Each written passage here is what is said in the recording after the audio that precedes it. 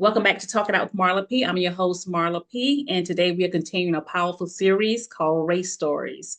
And today's guest is Dajour Ashwood. Welcome to the show. Thank you. Thanks for having me. I love being on talk shows and just learning about other individuals and sharing. Yes, absolutely. It's a pleasure to have you on. And I just want to thank you for making time to be here on today. Absolutely. Awesome. So, can you tell us a little bit about who you are and the journey that brought you to where you are today? Yeah.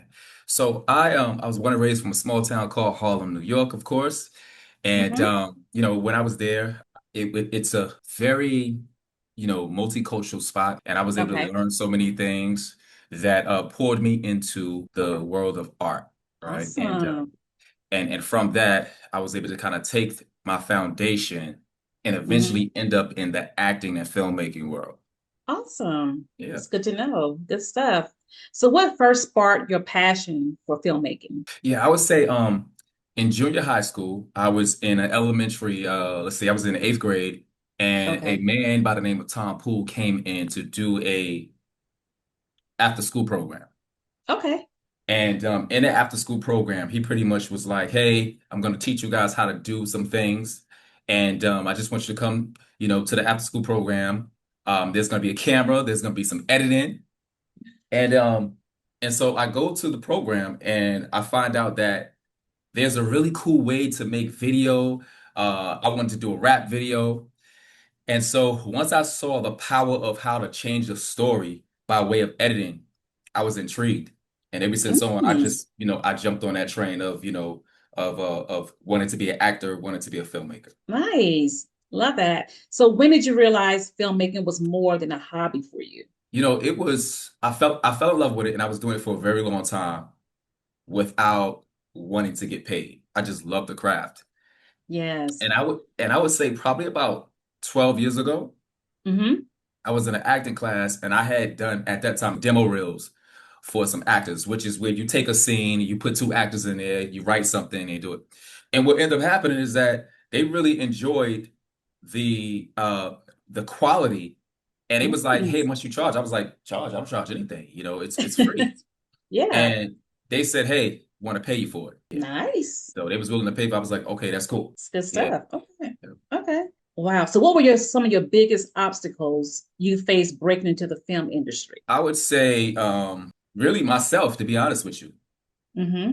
Right? Because I think that there are no true barriers, Right. and it's just the barriers that we put on ourselves. Mm-hmm. And I think that once I got to a point that I started to understand that I am my own limit, there is no scarcity of anything, right? And this is Right. the one thing that we have to know. If you're a filmmaker, if you're an artist, you have to know that you are your own barrier. And once you That's get right. past that, you can't do something, you'll see that all the doors will open up. So that's what it was for me, is that I got past thinking that I need Hollywood Right. to get to my next Right. level, because I really didn't need it. Nice. Awesome. So where do you find inspiration for your films? A lot of it comes from just like growing up, Mm-hmm. and maybe I seen a glimpse of a story, and I decided that, Right. there's something more that I think I can do with that. So my inspiration actually comes from all over the place, to be honest with That's good. So you mentioned about the story. So how do you know when a story is worth telling? you. Yeah, that's a really good. You know what? It comes from when it affects me here, right? Mm-hmm. Um, and I think I'm a pretty good source of energy. And so when it moves me, that's when I know I got something. And I have a rule, and I say, you have a good story because it'll write itself. There you go. Awesome. Yeah. Wow.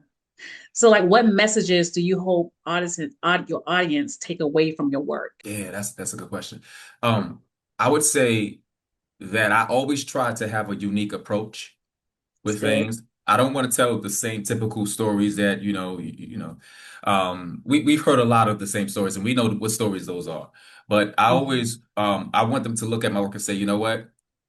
I don't know what I'm going to get, but I know I'm going to get something different with his work, Right. right? Right. And my ultimate goal is really to develop a new genre, because you have like Mm. drama, you Yeah. have comedy, you have Hmm. sci-fi. So I don't know what that is, but I'm going to embark on a new genre. Okay. Okay. Wow. So are you an independent filmmaker? Yes. Yeah. Okay. Okay. So what challenges have you faced with being an independent filmmaker? So I look at them as learning moments and growth. Okay.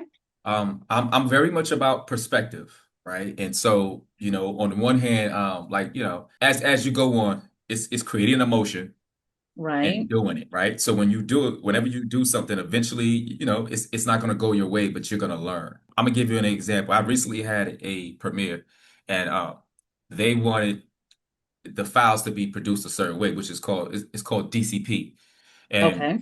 I didn't know how to do those things, and I was scared of kind of like failing because I wanted to give it to somebody else to do. Well, it got to the point where it's like I had to do it. Like I'm the guy, I had to do it, and it was a Right. great learning moment.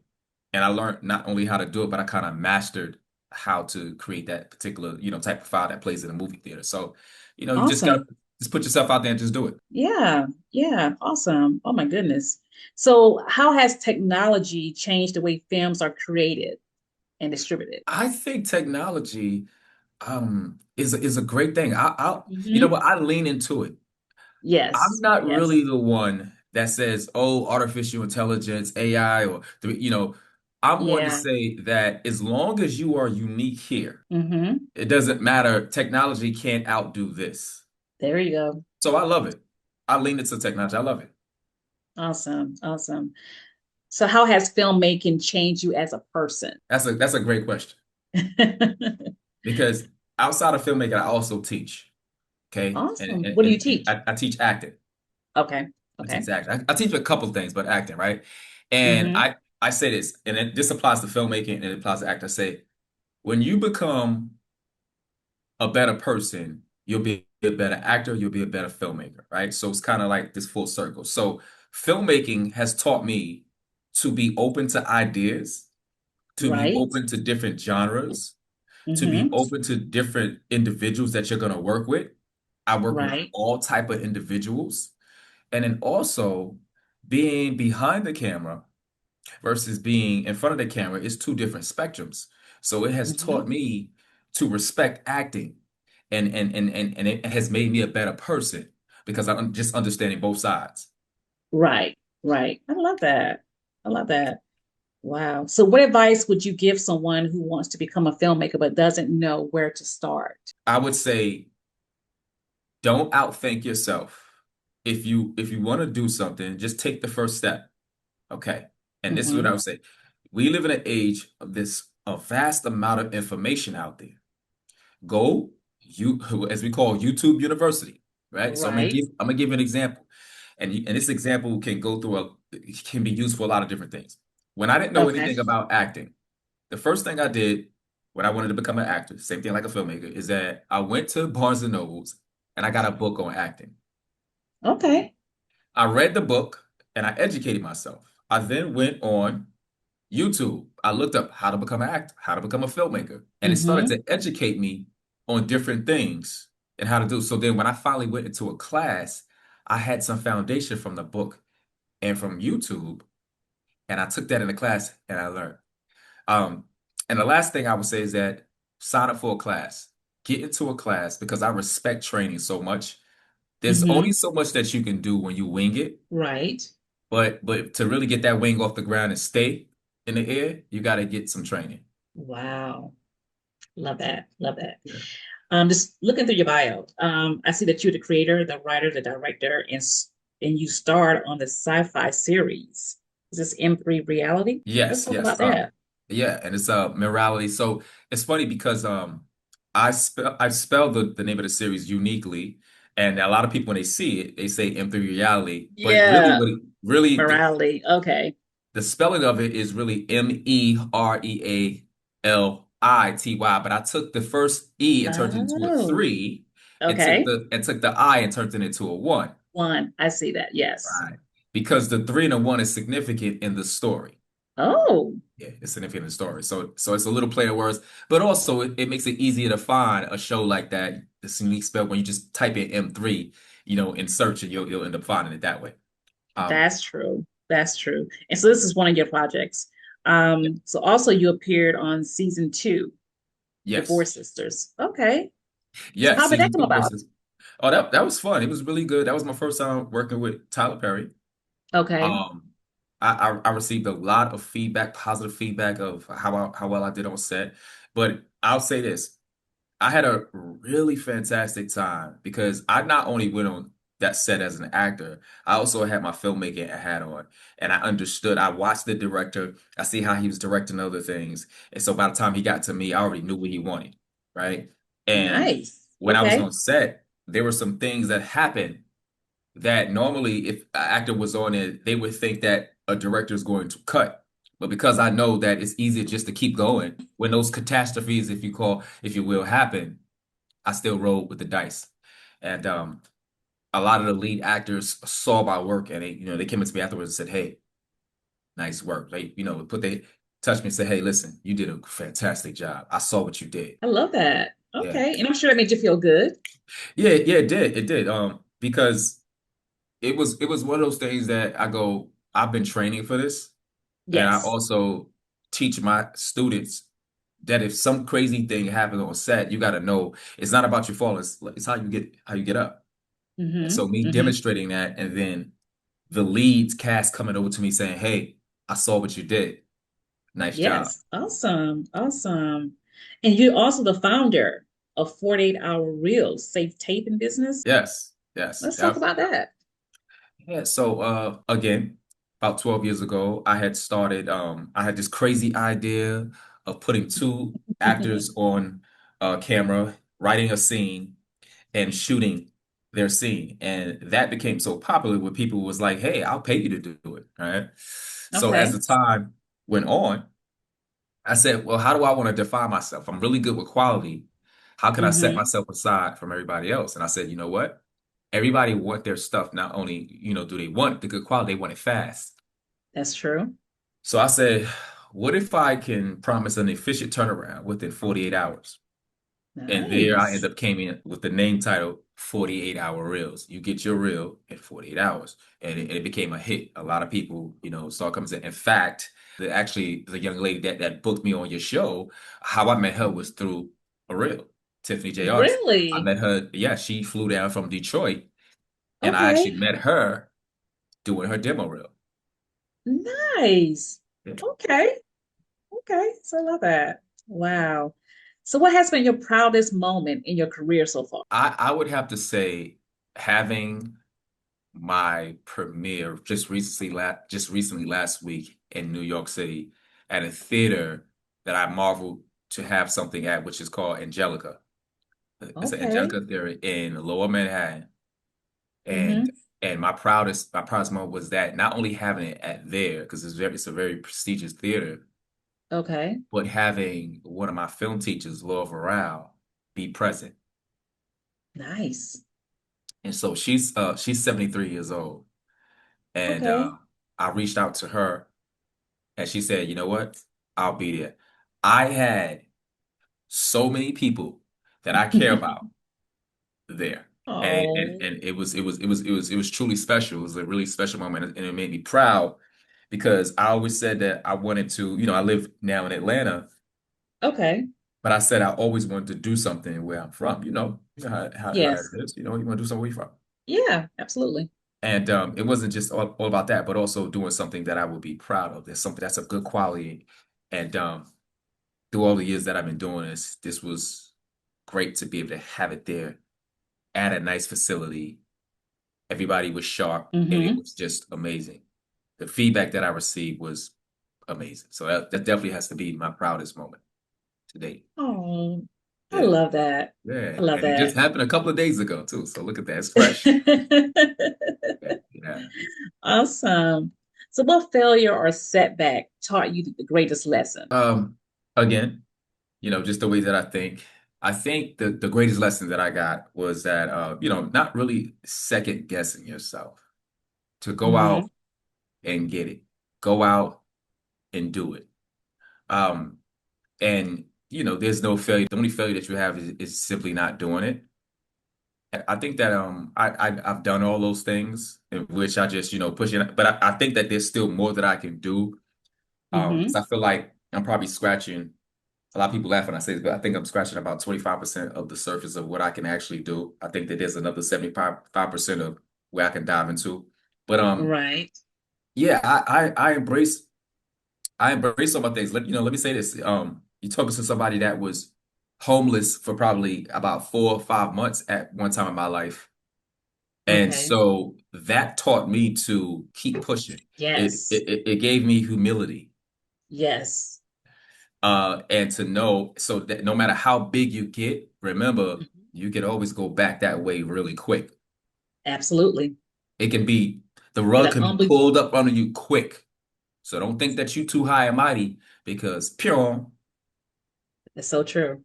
So yeah, try to always I don't try, but I always keep that at bay. That no matter how big you get, and listen, the fact that we are alive, we're gonna make mistakes every day, Oh, every second. absolutely. It's Every a part single of day. life. It's part of life. Yeah.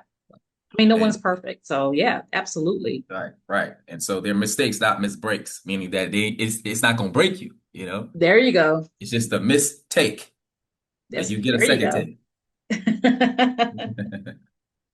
I love that. Oh my God, I'm enjoying this conversation. So why Yeah. is storytelling so important in today's society? Yeah. I'll say this. There is an adage that says that two people can tell the same joke, and one person it'll hit, and the other person it won't. Why? Because one person understands the art of telling story. If you take some words are just words, if you become a really good storyteller, you can connect to someone. You can tell a story, and someone that is thousands of miles, you may change their life. So, Absolutely. so knowing how to tell a story, not just having a story, but knowing how to tell that story is pivotal. Knowing how to delineate something that is here, and you can get it into somebody else's mind, and they go, "I get it." That's power. That's magic. It is so important. Now, how do we get to that point? Life experiences, There you go. knowing how to say something and how to talk, being educated, and There you and go. last but not least, understanding people. There you go. Absolutely. Absolutely. Oh my goodness. Oh wow. Yes, understanding people. So So important. true. So how do you hope your films impact communities and culture? I hope that it inspires people to want to embark on doing more sci-fi. Hmm. I hope that it wakes up something that I hope that somebody may look at one of my stories and see my journey and say, hey, you know what, I could do that as well. That's true. That's great And inspiration. yeah, and understands that everything comes from nothing. When I started with all this, I'm in my studio right now and I have a lot of equipment, but at one point I didn't have any of this. And it Wow. came from here. And at the richest thing is your mind, because if you take all of this away from me, I'll still get it back because I got this. There you go. Wisdom. Absolutely. So let me ask you a question about yourself. So what's your favorite movie of all time? I have a few, but let's see. You know what? I'm gonna have to say Coming to America. I have to say Okay. Coming to America. I am a huge Eddie Murphy fan, Okay. and he's super creative. Um, Hmm. and I just think that Coming to America it's just funny. It's serious. It's just amazing. It's an amazing film. It's an amazing film. Yes. So That's one yeah, of my favorite films. for me, it has to be Coming to America. Awesome. That's a great question for a filmmaker. Okay. Okay. Now, who is your favorite filmmaker? I'm going to say I got two. Spike Lee, Okay. and then I like Steven Spielberg. Nice. Yeah, Nice. yeah, Awesome. So, yeah. like for my audience, if they want to learn more about you and just connect with you, what are your social media platforms? How can they contact you? Sure, yeah. So I keep everything simple. Okay. Everything is under Dajour Ashwood. So my first name, and then Hmm. followed by my last name, Dajour, and then Ashwood, Ashwood. And I'm on Instagram and I'm on Facebook and YouTube as well. Those are my Okay. three main platforms. I don't use Twitter that much, but yeah. And from those, you'll be able to find my other pages. And then also I have a page for my series, which is boom, and it's the hottest sci-fi series that's out right now called Morality. The hottest. This is the Okay. hottest. This is the hottest. I have an all-star cast, and I definitely want to encourage more people to get into sci-fi, but also Okay. watch the show because the show really delves with the mind, and it's a very intuitive show. When you check it out, you'll see that it's not it's a very creative show Okay. that really makes you think about if this was possible. Nice. Now, where can they find that show? Where's it Sure, yeah. located? So there's links in my bio on Instagram, but they also can go directly to the website that we have. We have a Facebook page and we have an Instagram page. And so to Okay. get on that social media, it's M as in Michael, the number three, I'm sorry, one TY. So if you put that in, that'll direct you to the page. Perfect. Rally. Perfect. Yeah. I love it. It's been a pleasure. Yeah, Now, do you yeah. have any questions for me? Yeah. So the question I have for you is that when you are interviewing your guests, what makes it exciting for you? Like what's like when you've had some guests in the past and you said and you go because every guest is different and you have some that Right. may talk a lot, some Right. that may not talk, some you have to kind of pull teeth from. But Yes. what makes a guest exciting for you? Just hearing the story. I created my platform right after my mom passed. Oh, And okay. I wanted to give, I guess, I wanted people to come on my platform and share their journey in hopes of inspiring other people. So just hearing their story and how they overcome and how, and to just learn where they are now, Yeah. it just does something to my heart. It makes me happy. That's awesome. I love that. And now, have you ever had a situation where someone shared the story with you and you got so caught up in the story? Like where it's like you became maybe too emotionally attached to the story? Yeah, all the time. Yeah, yeah. All the time. So Yeah. how do you manage that? How do you manage that as a because you have a phenomenal position where you talk to other people and hear their stories. So Hmm. how do you let's say not take too many monkeys on your back. You understand what I'm saying? If somebody shares something with you, how do you disconnect from it? Easily. Like I'll hear the story, I'll connect with them, but then Mhm. I have the art of disconnect. Like I got I you. can't take it on too personal, you know what I mean? But Yeah, yeah, yeah, I can relate to them, you know? But yeah, I just can't take it on, I can't take it on too personal. I just can't. yeah, yeah, yeah. I'm kind of the same way. We're similar in terms of like when I'm teaching in my class. A Okay. lot of my students feel like they want to share. They feel comfortable enough where they want to share, and Hmm. so I'm engaged to give Yes. them maybe some guidance, but then I have to disengage There you go. so that way, because I'm like I got my own life, you know. Right, right. Yeah, I have my own life. So yeah, so that's awesome. So how long have you been doing your show? It's gone on 3 years. Nice.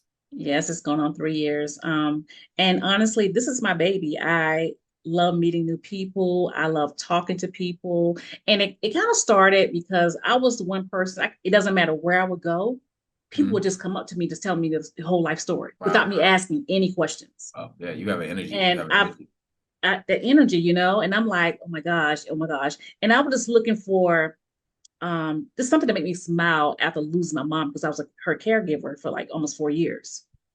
And just knowing how people what they went through and how they came out of it just does something to me. I love that. I love that. And Yes. the last question is, I always like to hear what people are, because I love stories. I really do. Yeah, Um, yeah. what do you like? What's your aspirations for your show? Like, what do you see it going at the end of the day? You know, because like for me, for example, like Mm, my goal is to get my show on Netflix, yes, right? yes, yes, yes, yes. And have, No, I'm sorry, go ahead. mhm. No, and I was gonna say, Um, just and have it in different cities. You know what I'm saying? Like when I do a premiere, have it in different cities. So, what is that for you? I would say the same. That's my goal. Just be more subscribers, just in different places. I mean, that's just my goal. And honestly, and if it doesn't go anywhere and stay where it is, I'm fine with that because I'm Yeah. doing what I love. But yeah, that's my goal. I want it to reach more people. Yes. Yes. Yes. Are you on Instagram? I am. I have talking out with Marla P on Instagram, or my personal Instagram is undeniably Marla P. Okay. So I'll make sure that I'm gonna follow you from my page, from my series page, and then Yes, please do. yeah. Absolutely. Okay, so which Um, one first? We said Talk It undeniable. Out with Marla P. Okay, talk it out. Okay. With Marla P. Well, I see you right here. Okay. I'm Mm-hmm. gonna follow you from my morality page. I got you. Yes, Excellent. I Oh, can look at I'll just that. My poster's up there. I see that. I know that guy. yeah. It's And are awesome. you on Facebook? Yes, I'm on Facebook. You, you can follow my Facebook page. Same Talk It Out with Marla P. And I'll Okay, will definitely follow do. you back. Excellent. Consider it tapped in. Good. Well, okay, cool. Yep. All right. Yeah. And so the last but not least is that my show, I'm in my third season. Season one and Aw- two is on Amazon Awesome. Prime and Tubi. Okay.